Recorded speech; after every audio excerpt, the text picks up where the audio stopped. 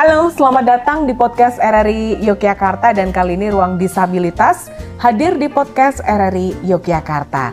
Nah, pemirsa dan pendengar ya, kali ini saya kedatangan tamu ini dari Yayasan Swadesi Diraya Yogyakarta ya, di mana memang seiring dengan perkembangan kesadaran akan pentingnya inklusi sosial, Swadesi Diraya Yogyakarta yang sebuah yayasan yang berfokus pada pemberdayaan anak-anak yang berkebutuhan khusus, ini memiliki visi untuk membantu anak-anak berkebutuhan khusus agar mereka dapat mengembangkan potensi yang mereka miliki dan tentunya bisa menghadapi tantangan di kehidupan. Nah, masyarakat seringkali terjebak dalam stigma yang menganggap anak-anak berkebutuhan khusus ini terbatas kemampuannya. Padahal mereka memiliki talenta yang bisa dikembangkan dengan lebih. Nah, ini tentunya dengan pendampingan yang tepat. Nah, apa saja sih sebenarnya yang sudah dilakukan tamu-tamu saya yang luar biasa kali ini ya? Langsung saja kita jumpai mereka. Yang pertama di sini ada pengurus Yayasan Swadesi Diraya Yogyakarta. Ada Ibu Nurul Hayati Ismanu SH. Selamat siang Ibu. Selamat siang. Apa kabar ini? Alhamdulillah sehat. Sehat ya? Iya. Alhamdulillah. Nah, ini Ibu Nurul ini bersama Ibu Nur Hasanah SPD MPD, Kepala Sekolah SLB Negeri Pembina Yogyakarta. Selamat siang, apa kabar ini? Ibu Nur, Ibu Nur Hasanah atau Hasanah, Nur Hasanah. Ibu Nur Hasanah. Ibu Nur ya panggilannya? Iya, panggilan Ibu Nur. Oke, nah di sini di tengah-tengah mereka ini, di tengah-tengah Ibu Nurul dan juga Ibu Nur Hasanah ini ada Valerian Merdiko Aji, siswa anak berkebutuhan khusus ya dari SLB Negeri Pembina Yogyakarta. Kita kenalan dulu. Halo. Valerian Merdiko Aji.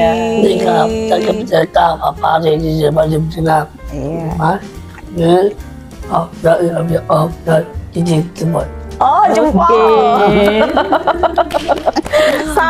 Coba lambaikan tangan, halo pendengar dan pemirsa gitu. Halo, TK. Oke, halo. Baru pertama kali ke RRI? Iya. Iya.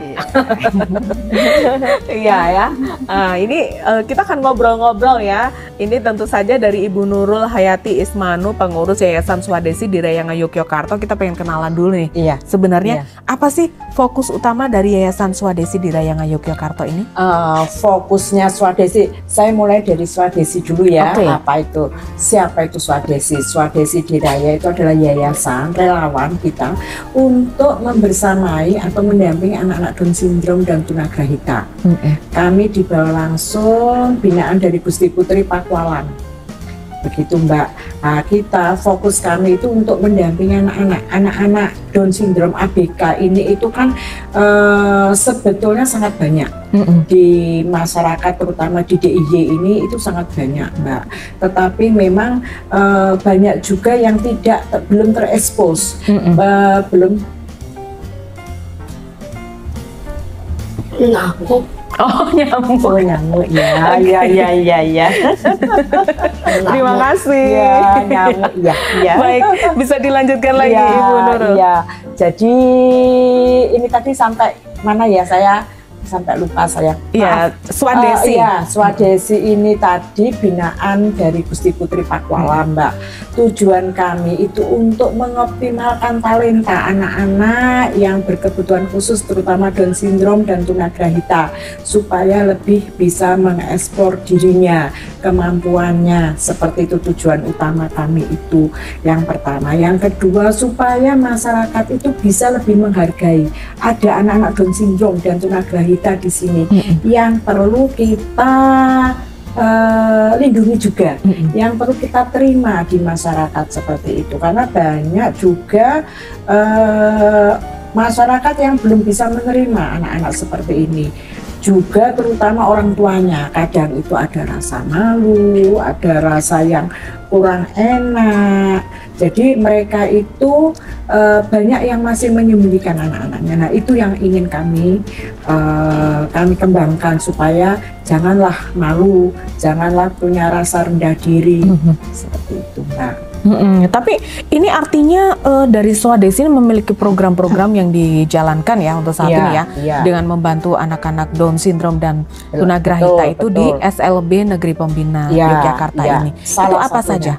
Salah satunya memang kami kerjasama dengan SLB Pembina.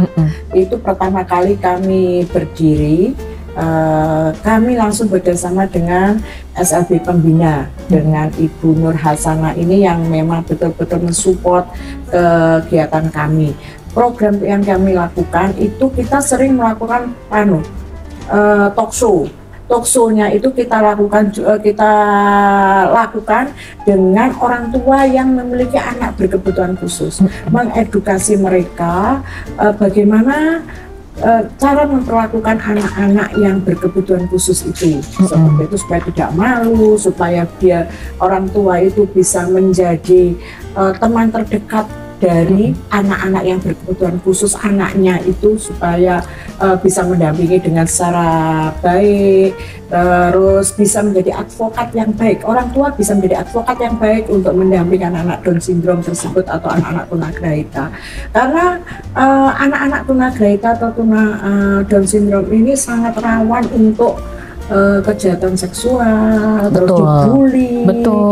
Nah, itu yang memang orang tua harus menjadi advokat yang kuat untuk melindungi anak-anak yang punya kebutuhan khusus seperti itu. Ya, tapi mungkin dalam perkembangannya problem juga dari keluarga juga ya, yang kadang sering jadi masalah gitu. Misalnya orang tua yang malu, yang denial bahwa anaknya ini berkebutuhan khusus. Nah, itu ada treatment khusus gitu. Kalau dari keluarga seperti apa sih yang harus dilakukan? Ya itu tadi yang saya sebutkan. Jadi lebih baik terbuka, sekolahkan di tempat yang tepat, seperti itu. Terus dampingi secara baik anak-anak itu, berikan pengertian, berikan motivasi, kembangkan bakatnya, talenta yang mereka miliki. Karena banyak anak-anak itu sukses, Mbak, anak-anak DS maupun anak-anak tunagrahita. Misalkan kalau yang memang talentanya di lukis, itu juga banyak yang sukses juga. Yang nari, fashion show itu masih sudah banyak, Mbak, yang berkembang. Cuma itu tadi perlu support dari orang tua dan masyarakat di sekitarnya. Itu. Terus program yang lain kami ikut membantu menawarkan hasil karya mereka. Hasil karya kan banyak sekali hasil karyanya dari anak-anak Down syndrome. Kami memang bekerja sama dengan pembina, jadi kami sering melakukan pameran-pameran, Mbak. Pameran hasil karya untuk anak-anak Down syndrome, dan itu banyak yang appreciate, Mbak. Salah satunya pernah pembelinya itu dari luar, Mbak. Jadi dari orang asing. Bahkan banyak orang asing yang sangat menghargai produk-produk anak-anak itu. Itu jadi program kita itu. Jadi produk-produk ini mungkin apa bisa dicontohkan nih? Contohnya seperti ini yang saya pakai dan Ibu pakai sama Mbak. Ini batik. Batik umpluk ini. Yang batik umpluk ini. Ini Valerian juga pakai ya? Ya. Itu produk langsung dari anak-anak Down syndrome. Begitu ya, Bu. Betul. Produk unggulannya. Produk unggulan dari SLB Pembina itu. Dan kami pernah Bu ya bekerja sama untuk ikut memamerkan produk-produk dari batik umpluk ini. Dan lumayan laku keras, itu. Bahkan ada orang asing yang membeli, Mbak, waktu itu. Sampai Gusti Putri juga. Iya, Gusti Putri. Kita disupport Gusti Putri. Ya, Gusti Putri itu sangat konsen sekali dengan anak-anak berkebutuhan khusus ini ya, Bu ya. Gusti Putri, makanya beliau ini jadi pembina kami untuk anak-anak DS dan tunagrahita. Ya. Nah, ini kan ada semacam saya pernah mendengar bahwa anak berkebutuhan khusus itu butuh contoh anak normal. Nah, itu tuh seperti apa itu? Misalnya apakah semua itu harus inklusi begitu, atau bagaimana, atau masyarakat yang harus menyesuaikan begitu, atau bagaimana? Kalau saya lihat ya, sekolah inklusi itu tidak terlalu banyak di DIY ini. Betul. Ada beberapa. Dan yang menjadi kesedihan kita itu orang kalau sudah orang tua siswa, ini orang tua siswa yang tidak ABK ya, itu kadang merasa tidak nyaman kalau ada sekolah ada tulisannya inklusi, inklusi gitu, kadang tidak nyaman, merasa bahwa bagaimana dengan anak saya nanti seperti itu. Padahal itu saya sangat sedih, Pak. Karena apa? Karena dengan sekolah inklusi itu membuat anak-anak yang yang berkebutuhan khusus itu kan merasa dihargai, merasa memiliki kesamaan ya, kesamaan. Itu kalau kita lihat dari anak-anak yang berkebutuhan khusus. Tapi kalau dari anak-anak yang tidak berkebutuhan khusus atau anak-anak yang normal itu harusnya orang tua menyadari dengan dicampurnya atau masuknya beberapa anak-anak yang berkebutuhan khusus itu akan menanamkan jiwa kebersamaan, menghargai, akan timbul rasa-rasa yang empati sama sesama teman seperti itu. Cuma ya itu kadang yang saya sedih, orang tua itu kadang wah kok ini sekolah inklusi, malu. Iya. Nanti bagaimana dengan anak saya? Denial, iya, betul. Anak walaupun itu artinya dia misalnya dalam hal kecil saja, misalnya dia ada gangguan kepribadian, misalnya ADHD kita sebut ya Bu ya. Bahkan orang tua masih ada yang denial dengan keadaan anak yang seperti itu, padahal itu butuh treatment khusus ya. Nah ini tentu saja kalau dari Ibu Nur Hasanah ini bisa cerita nih yang dari SLB Pembina Yogyakarta gitu ya. Terima kasih. Saya akan bicara dulu tentang SLB Negeri Pembina Yogyakarta. Ini kita mempunyai 235 siswa, hanya yang tunagrahita dan Down syndrome dan autis. Tunagrahita dan Down syndrome dan autis. Ya, jadi kita tidak mempunyai tunanetra, tidak mempunyai tunarungu, tidak.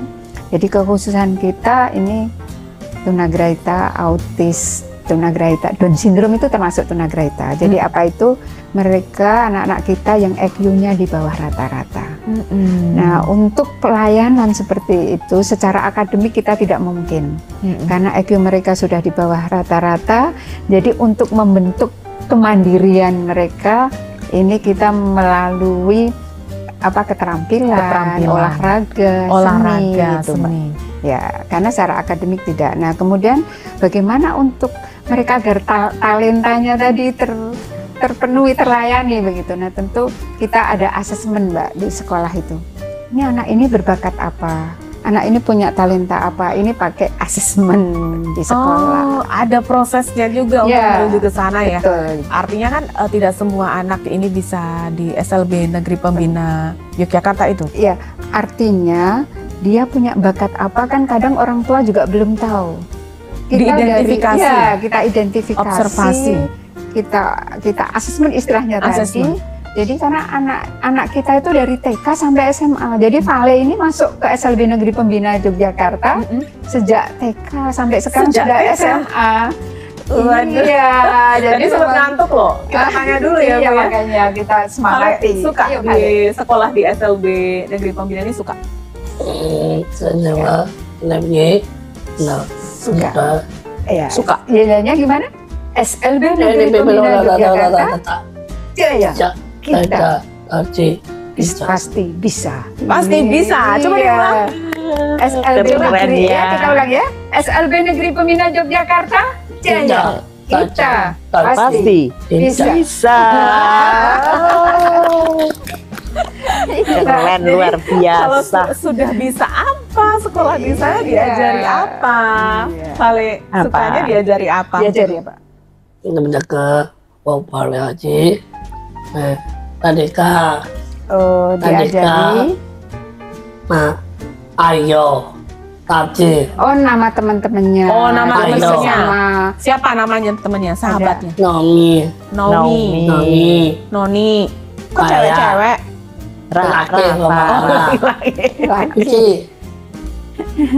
Laki. Terus diajari apa sama Bu Neti? Bu Neti. Ya. Oh, Bu Neti. Guru kesayangan Bu Neti. Jadi gini, Mbak. Kita itu untuk biar anak ini nanti terlayani dengan bagus, SLB Pembina Yogyakarta itu dari mulai jenjang SMP sudah di keterampilan, Mbak.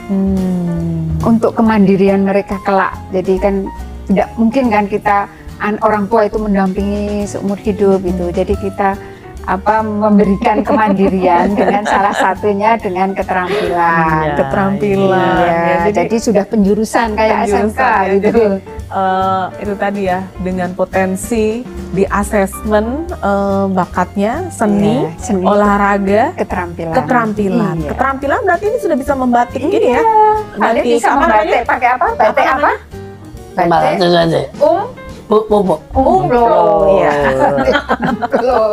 Kalau olahraga suka apa? Olahraganya apa? Suka apa? Makan, mandi, Lari. senam, Senam. kulo, apa? Iya. Nah, Ya, kalau seninya apa seninya? Seninya apa? Seninya? Elena, Tadi boleh silat apa? Silat apa tadi? Karena Silat apa? karena Pencak silat, dari itu Sindrom. Down syndrome, pencak silat Down Iya, syndrome. jadi ya. yang diikuti dan ini ada semua Down syndrome. Jadi ini pencak silat juga artinya di sini kan semua guru-guru tenaga pengajar yang ada di SLB Pembina ini menguasai keterampilan seni olahraga itu tadi ya, Bu? Ya, jadi salah satunya peningkatan kompetensi guru, maka kita mengadakan workshop, Mbak. Jadi Pinter, di ya. Pembina itu workshop untuk guru-guru biar bisa melatih. Tapi di luar itu kita tetap mengundang guru ekstra ya, yang memang benar-benar punya keahlian profesinya gitu. Iya, ini kan tentunya luar biasa ya kalau para pengajarnya ya. Iya. Tantangannya apa yang terberat ini, Bu? Tantangannya yang pertama adalah karena EQ mereka terbatas, jadi kita memang harus melakukan pembiasaan, Mbak. Pembiasaan. Ya, dari kehidupannya, misalnya dari berpakaian pun, itu bagaimana kita mengajari sampai toilet training, sampai mereka benar-benar bisa sendiri. Itu yang pertama. Nah, itu kan tidak mudah untuk itu. Dan itu maka kita butuh sinergi dengan orang tua. Jangan sampai di sekolah diajarkan, nanti di rumah anak diladeni terus, akhirnya kemandiriannya kurang. Nah, itu makanya kita sinergi dengan orang tua itu kita jadikan jurgennya SLB Pembina, Sineta. Sineta, Iya, sinergi dengan orang tua. Wajib itu. Wajib. Biar pembelajaran ini terus. Kemudian juga kita mengasah talenta-talenta anak ini dengan workshop untuk memang khusus anak-anak. Oh, ini pinter olahraga. Berarti kita datangkan khusus guru olahraga di luar pembelajaran. Kemudian, oh ini pinter menari. Ada loh siswa kita yang fashion show-nya juara di IG gitu. Kemudian ada siswa kita walaupun tunagrahita dan autis ada yang kuliah loh, Mbak. Oh ya? Di Fakultas Olahraga UNY. UNY Wow. karena dia talentanya dulu di olahraga. Di badminton khususnya. Kemudian ada yang Down syndrome juga, alumni siswa SLB Pembina ini kuliah di UIN.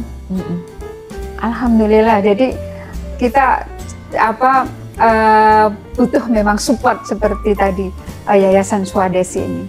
Support dari yayasan untuk karena apa? Karena setelah lulus itu kita nggak bisa mengawal, Mbak. Sekolah itu cukup sampai sekolah gitu. Nah, Jenjang selanjutnya kan kita butuh support-support seperti Swadesi tadi.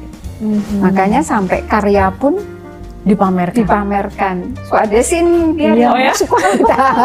Sampai terakhir ini pameran, mungkin bisa cerita juga ini. Pameran itu kami sudah sering melakukan pameran, Mbak. Salah satunya dengan HIPI Sleman. HIPI Sleman Yeay, ya. HIPI Sleman itu. Terus kami juga difasilitasi dari kabupaten waktu itu dengan Ibu Sari Dana Maharsa.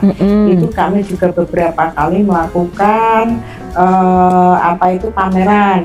Selain kami juga workshop singkat menampilkan anak-anak Down syndrome atau tunagrahita melakukan batik, batik. Terus waktu itu juga ada ini lukis. Itu kita juga ini kan kita tampilkan beberapa kali kami Karya juga lukis melakukan, gitu ya. Seperti itu sih, sudah banyak yang kita lakukan. Terus kami juga melakukan pembinaan atau pelatihan-pelatihan kecil, Mbak, untuk anak-anak. Seperti kemarin kami mendampingi untuk melakukan budidaya lele. Oh ya? Ya, karena kami itu biayanya masih ditanggung oleh masing-masing anggota. Jadi belum ada donatur dari luar, sehingga kami ya hanya kecil-kecilan. Jadi kemarin kami hanya ada 2 orang untuk melakukan budidaya lele. Terus kami juga pernah mendampingi untuk budidaya rimpang jahe. Itu juga kami baru di sekitar situ. Terus kami juga mendampingi anak untuk membuat jumputan. Jadi kami memang yang anak-anak itu bisa mudah untuk dilakukan seperti itu. Iya, dan semua anak-anak antusias gini, Bu. Antusias. Batik umblo ini kan tidak pakai canting ya, Mbak. Iya. Jadi pakai Bambu. Bambu. Iya, jadi setiap anak Down syndrome maupun tunagrahita atau autis pun bisa. Karena tinggal bambu. Jadi bukan canting Bambu yang seperti cap gitu ya. Seperti cap, betul. Jadi semua bisa membuat ya. Kalian juga bisa. Kalian juga bisa ya? Bisa kan ini? Ini yang buat siapa? Iya. Kali. Iya. Gimana? Apa ya? Baca. Oh, mantap. Mantap. Oh, mantap. Pintar ya, hebat. Ya, nanti kita ngobrol lagi ya. Oke, kita akan jeda dulu. Jangan kemana-mana. Pendengar juga pemirsa di Ruang Disabilitas Podcast RRI Yogyakarta. Kita akan kembali setelah berikut ini. RRI Digital dengan tampilan baru, berbagai konten kolaborasi dari berbagai program nasional, termasuk siaran visual langsung, siaran radio langsung, daftar putar musik, podcast, berita video, dan berbagai fitur interaksi pengguna dalam permainan. Berbagai konten menarik seperti suka, komentar, dan berbagi, serta obrolan langsung dengan penyiar dan pengguna. Pesan langsung dan fasilitas obrolan pribadi antara pengguna aplikasi juga tersedia. RRI Digital tersedia di Google Store dan App Store. RRI Digital.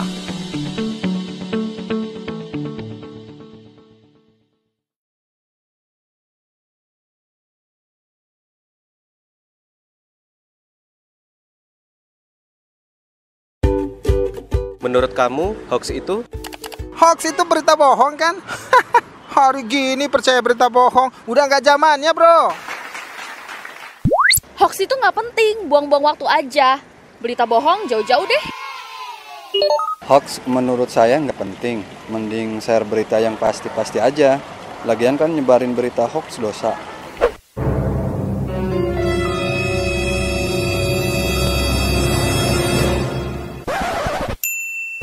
Nah, buat kamu, jangan asal share atau menyebarkan berita hoax ya. Baca dengan teliti, lalu klarifikasi kebenaran berita, biar nggak jadi korban hoax. Pendengar pemirsa, kita masih ada di Ruang Disabilitas Podcast RRI Yogyakarta, yang tentu saja di kesempatan kali ini saya bersama tamu-tamu yang luar biasa ya. Ada Ibu Nurul dari Yayasan Swadesi di Rayanga Yogyakarta. Kemudian juga ada Ibu Nur Hasanah, Kepala SLB Negeri Pembina Yogyakarta. Dan di sini ada satu siswa yang tadi sudah banyak bercerita ya, mantap gitu, karena banyak hal yang bisa dipelajari di sekolah, dan itu akhirnya juga bisa membuat dia memiliki keterampilan ya, termasuk juga nanti kita akan tanya dia bisa apa sih sekarang ini gitu ya. Dia ternyata juga punya keahlian pencak silat. Nah, benar begitu ya, Lale ya? Bisa pencak silat ya? Iya, Gimana? Kamu dari mana? Dari Dode. Dari Dode. Nari? Menari, ya. Menari. Oh, menari. Menari. Ya. Nari apa itu? Dari Dode. Apa, Bu? Ondel-ondel. Oh iya. Ondel-ondel. Ya. Coba sekarang kakak pengen lihat bagaimana itu pencak silatnya. Ya. Pencak silat ya. Yuk, Pencak silat yang dipelajari di sekolah nih. 1, 2, 3. 1, 2, 3, 4, 6, 7, 8, 1, 2, 3, 4, 6, 6. Nendang. Wah, mantap. Terima kasih, Male. Saya keren loh. Pencak silat. Wah, lepas. Iya. Lepas. Ibu Nur, ya, Ibu Nur, ini kan salah satu keterampilan ya tadi pencak silat Down syndrome ya. Nah, dari ini kan tenaga pengajar juga yang turut mengajari ya, dan ini pasti kan artinya ada treatment khusus yang diberikan ke anak-anak Down syndrome ini. Nah, suka dukanya seperti apa sih, Ibu?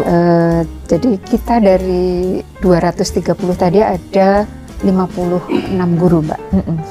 Nah, tentu ada guru seni tari, seni musik, olahraga dan lain sebagainya. Ada guru kelas. Nah, ini untuk suka duganya itu anak seperti ini kan tidak bisa menghafal, Mbak. Makanya kebiasaan itu. Nah, ini jadi susah untuk menghafal. Karena untuk menghitung pun juga susah, ya 1, 2, kadang kalau sudah tarik pentas gini ada gurunya yang mengingatkan guru tarinya gerakannya karena akan lupa. Jadi kalau sendiri mungkin nggak kelihatan bedanya, tapi kalau sudah berkelompok gitu, bergerak gitu kan nanti ada yang beda gerakannya. Nah gitu. Jadi memang untuk pembiasaan itu yang guru harus menanamkan itu. Kemudian itu dari segi apapun, tidak hanya di pembelajaran tapi di kehidupan pun seperti itu. Sampai ada kita harus senyum, salam, sapa ya kalau pagi ya dengan Bapak Ibu guru. Gimana? Oh ya, lihat Vale gimana? Aduh, baca, aduh, ami, anyong, pade, kinipo, pano, salam maaf, nasal, bunga, takuri, cepat. Oh ya, dia untuk berdoa tiap pagi berdoa, berdoa di kelas itu dia selalu untuk memulai berdoa ya. Oh dengan Bu Wiki, gurunya di sini agamanya. Nah, untuk telepon, itu.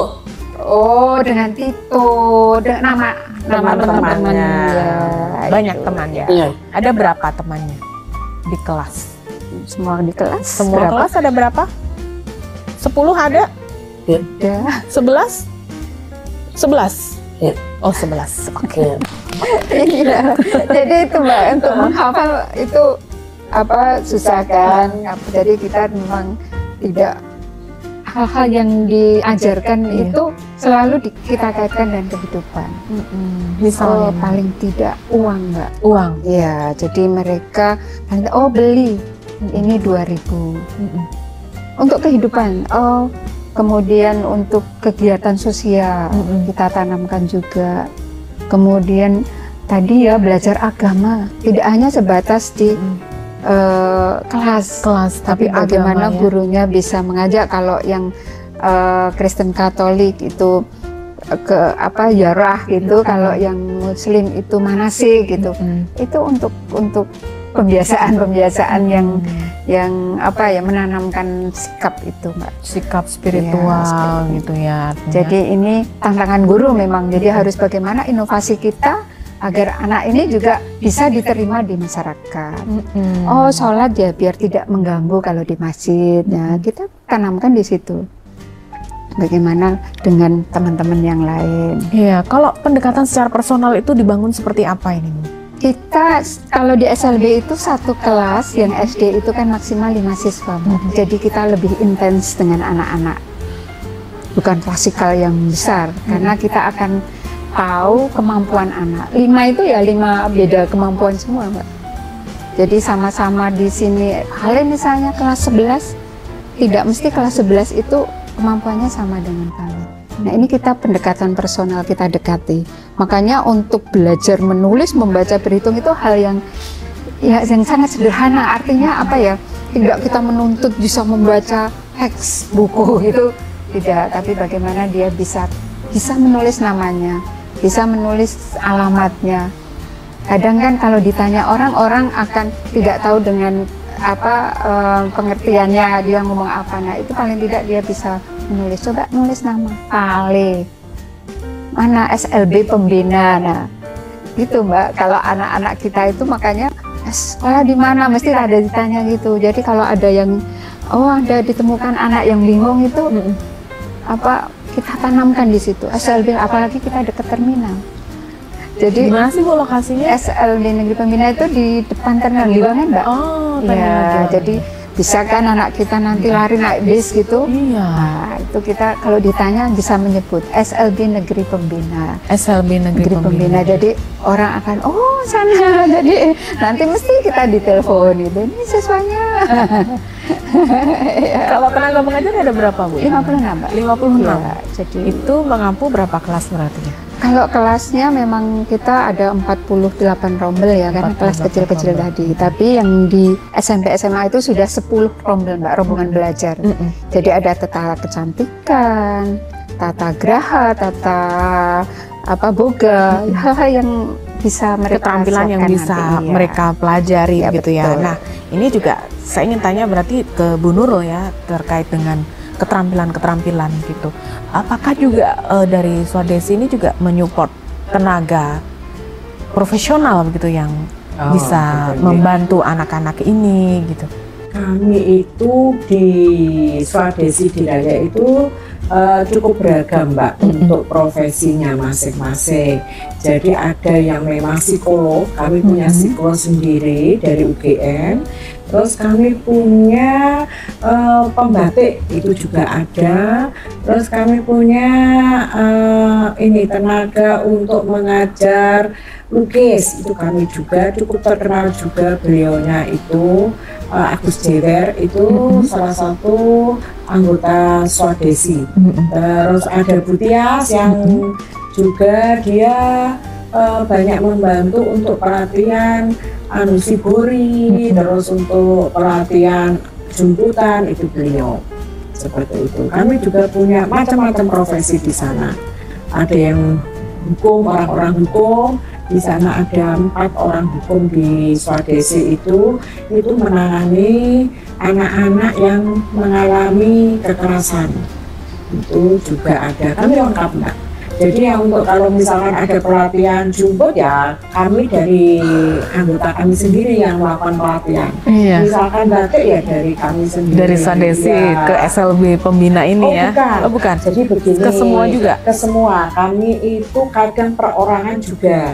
Seperti yang budidaya lele itu juga perorangan. Nah, seperti itu Mbak. Kalau Pembina kami kerjasama dengan Pembina itu kita hanya sebagai pemasar ya. Berarti umroh ini kan sudah patennya. Ini udah hak patennya dari SLB Pembina. Dan batik umpu itu kami jual tidak hanya berbentuk kain saja, tapi diaplikasikan menjadi baju, menjadi tas, waktu itu menjadi topi juga ada.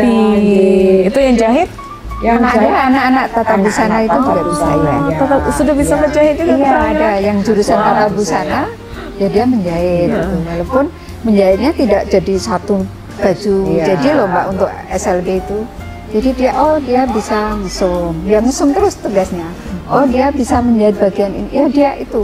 Jadi seperti itu bagian-bagian per bagian gitu. Tapi ya ada sih yang bisa aja. Mungkin yang kalau saya amati ya, mereka itu tidak bisa seperti orang pada umumnya jadi semua ditangani satu orang, tidak. Tapi hanya beberapa ya Bu ya. Misalnya kalau bagian nyulam ya nyulam aja, bagian batik ya batik aja begitu. Atau saya pernah lihat dia bisa bagian melipat itu Bu. kerdus ya, dus itu hanya melipat aja begitu. Jadi mereka itu sepertinya kalau saya amati ya hanya satu materi, betul apa yang dikatakan, satu kebiasaan yang perlu ditanamkan, karena itu kalau menjahit ya menjahit saja seperti itu. Oh, jadi kebiasaan ya untuk treatmentnya ini ya Ibu ya. Betul. Ya, untuk membentuk kemandirian. Membentuk kemandirian ya, supaya mereka juga nanti bisa mandiri gitu bisa ya. berkarya. Bisa berkarya. Berarti ada semacam ini Bu, kan karena tadi sudah jadi paten ya. Kemudian juga sudah dijual, dipamerkan juga. Artinya apakah memiliki target produk yang dihasilkan gitu dari karena anak-anak kami di sekolah Ibu, tujuannya bukan produksi untuk dijual ya, untuk pembelajaran. Nah, itu nanti makanya kita sinergi dengan yayasan seperti Swadesi ini untuk hasil itu. Kalau di sekolah kan untuk pembelajaran anak-anak. Dan targetnya memang nanti anak-anak itu setelah lulus mampu mereka batik sendiri di rumah, kemudian sehingga menghasilkan karya paling tidak untuk bisa menghidupi dirinya sendiri. Kan nggak mungkin mereka bergantung terus dengan orang tua atau saudaranya, paling tidak mereka itu kan harus bisa mandiri. Bahkan ada yang buka bengkel pencucian motor ya Bu. Ada yang jurusan otomotif Mbak. Ada Mbak. Ya, jadi kita kerjasama juga dengan pengusaha Dudi gitu. Kemudian anak-anak kita praktek di situ.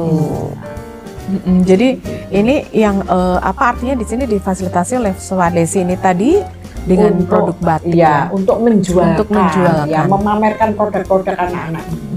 Seperti itu. Tapi apakah ada juga Bu program-program yang lain yang bisa diterapkan ke depannya gitu ya? Yaitu kami ini saat ini masih mengedukasi orang tua, masih banyak orang tua yang belum ingin mereka masih malu itu tadi menyembunyikan anaknya. Itu ada beberapa, tapi kalau yang sudah di perkotaan itu tidak, mereka sudah istilahnya sadar bahwa anak saya harus dibina dengan yang tepat gitu. Tapi kalau di desa-desa masih banyak yang menyembunyikan anak. Nah, tugas Swadesi salah satunya adalah mengedukasi orang tua dengan jalan kita sering mengadakan talkshow. Talkshow pun itu yang memberikan pemaparan ya, psikolog kan punya psikolog kan Mbak, ya itu psikolognya langsung. Jadi artinya supaya ini pendekatan ke orang tua ya, karena tidak semua tidak semua. Iya, banyak di masyarakat kita ya Ibu ya yang artinya masih denial dengan keadaan anaknya. Padahal dia sebenarnya bisa dibina, bisa ditumbuhkan potensinya. Kami juga pernah melakukan workshop dengan orang tua yang tidak memiliki anak berkebutuhan khusus. Tujuannya apa? Tujuannya mereka supaya bisa menerima anak-anak seperti ini. Seperti itu sih, kami juga sering melakukan edukasi ke orang tua yang tidak punya anak berkebutuhan khusus. Supaya mereka bisa menerima, oh ini loh di sekitar kita ada anak yang perlu kita bantu, kita support. Seperti itu. Iya, nah tapi banyak masyarakat yang juga masih melihat artinya dengan sebelah mata, kemudian dengan bully, underestimate gitu ya. Nah hal-hal seperti itu yang perlu atau mungkin adakah program untuk membangkitkan artinya di sini untuk menyadarkan masyarakat gitu? Ya itu dengan melakukan workshop terus talk show. Seperti itu kan juga salah satu cara untuk lebih mengenalkan mereka ke masyarakat. Seperti itu. Terus kami kerjasama juga dengan beberapa instansi pemerintahan Mbak. Ya, terus langkah-langkah apa berarti yang dilakukan dari Swadesi ini ya untuk memperluas aksesnya itu tadi supaya anak ini nanti bisa mandiri kan ini tadi baru dibantu untuk pemasaran produknya begitu. Kami sudah bekerja sama dengan Kementerian Pendidikan, terus kami juga sudah bekerja sama dengan kabupaten di bawah waktu itu dengan Bu Danang Maharsa. Itu sangat menyambut anak-anak ini sehingga kami itu sebetulnya akan diberi ruang untuk anak-anak ini bisa bekerja di kabupaten, entah jadi tenaga apa nantinya belum deal ya. Terus kami juga sudah menjalin kerjasama dengan BPD. Jadi, kami ingin memasukkan anak-anak ini supaya menjadi tenaga honorer di sana, kemudian juga di kabupaten seperti itu. Tapi kan kita masih melakukan pembicaraan yang lebih dalam karena tidak semua anak yang berbentuk ABK ini bisa disalurkan di tempat-tempat pekerjaan seperti itu. Tentunya dengan syarat-syarat khusus, mungkin dengan yang menurut saya ya Bu, dengan EQ-nya yang lebih. Biasanya kan yang tunarungu, EQ kan normal Mbak, hanya tidak bisa bicara. Atau tunanetra kan yang EQ-nya juga normal. Bukan, maksud saya anak-anak yang Down syndrome begitu, tapi yang ringan kan ada grade-nya kan ada. Yang kuliah tadi kan Down syndrome yang ringan. Seperti itu. Jadi kami sudah mulai menjalin kerjasama. Memang belum terrealisasi karena kami semua memang sibuk nih. Jadi ya pelan-pelan tapi pasti kan. Oke. Ya, banyak harapan ya. Kita menaruh harapan di sana supaya anak-anak ini juga nanti bisa mandiri ya, Bu ya. Betul. Ini sudah dibantu Bu Nurul sama Ibu Nur. Iya. Bu guru kesayangannya siapa? Pak Teddy Nepal. Pak Teddy, Pak siapa? Pak Lejik Acil. Aku ya, aku ini Nepal, Pak Teddy. Yuk. Sarangnya gitu ya. Iya, agak lama Pak. Baik, kita akan jeda dulu. Nanti kita akan kembali ke Ruang Disabilitas Podcast RRI Yogyakarta.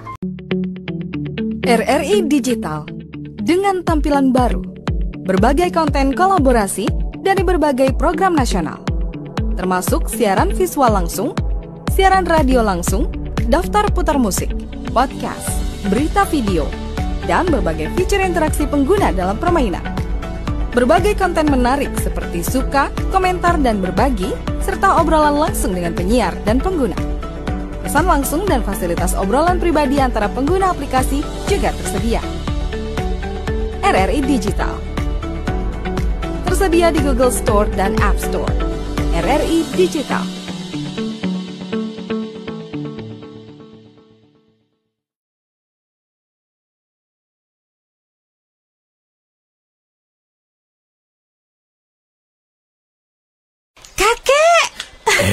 Ada cucu kakek. Mau datang kok nggak bilang sih?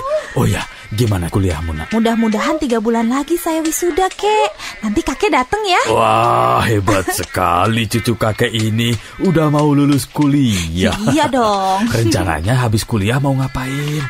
Aku pengen jadi pemilik perusahaan tambang di Indonesia, Kek. Oh ya? Kenapa? Biar bangsa Indonesia nggak bergantung sama negara asing. Sehingga secara politik, Indonesia berdaulat secara utuh. Ya. Bagus sekali itu nak. Tapi kalau kamu udah jadi pengusaha sukses, jangan lupa sama budaya Indonesia ya, Cuk. Karena pasti kamu akan banyak bergaul sama orang asing nantinya. Enggak dong, Kek.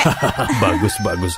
Kamu harus mempertahankan budaya Indonesia sebagai kepribadian bangsa. Sesuai dengan prinsip kebangsaan kita. Berdikari dalam ekonomi, berdaulat dalam politik, dan berkepribadian dalam budaya. Oke, Kek.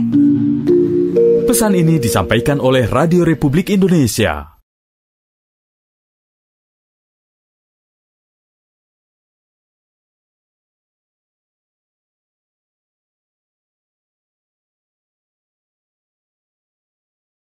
Pendengar pemirsa, kita masih ada di podcast RRI Yogyakarta dan terima kasih Anda masih bersama kami.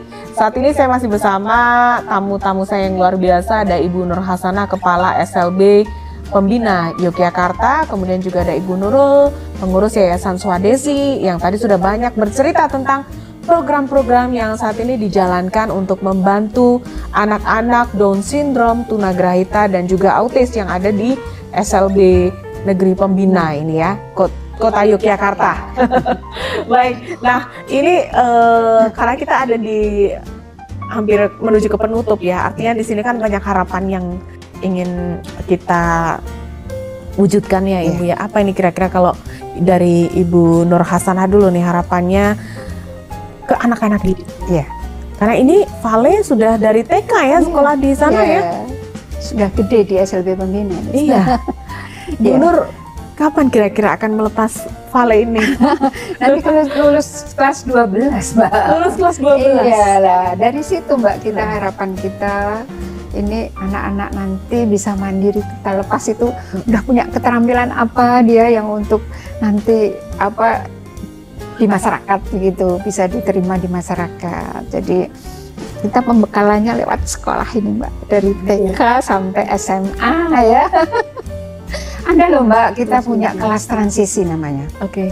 Kelas di mana siswa itu atau anak itu belum pernah sama sekali disekolahkan. Tadi disampaikan Bu Nurul juga kan masih ada orang tua yang menyembunyikan. Nah itu tidak kayak kelas PAUD, tapi bukan PAUD. Kalau PAUD kan di bawah usia. Kalau itu memang benar-benar ABK yang belum pernah disekolahkan. Nah ini untuk masuk kelas, ini kita masukkan dulu di kelas transisi, biar dia bisa bagaimana sosialisasi dengan teman, kita bekali dia nanti bisa duduk dengan tenang di, itu usianya ada yang 10 tahun, ada yang, nah, jadi bukan lagi kelas kecil prasekolah itu bukan.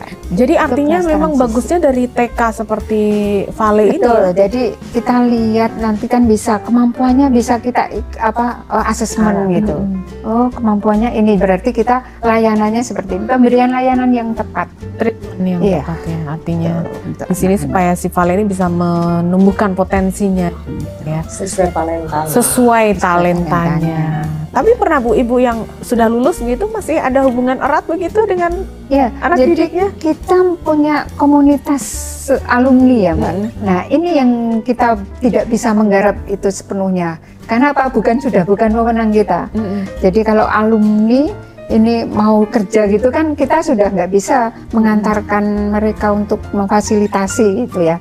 Memfasilitasi. Jadi maka ini yang kita harapkan ya LSM atau yayasan seperti Swadesi ini, kemudian juga dinas sosial. Kita sampai dari sekarang sudah kita jalin Disnakerta, dinas sosial gitu untuk inilah anak-anak saya di sini. Bahkan di SLB Pembina itu punya LSP Mbak, LSPP 1. Apa itu Mbak? Lembaga Sertifikasi Profesi bidang membatik. Jadi harapan kita ini kita punya siswa yang sudah benar-benar mampu di batik, sudah dengan sertifikatnya, nah mampu ini untuk diterima di dunia kerja. Nah ini hubungannya dengan Dudi. Maka harapannya kita juga ke Dudi itu Mbak, pengusaha-pengusaha itu ya menerima mereka begitu.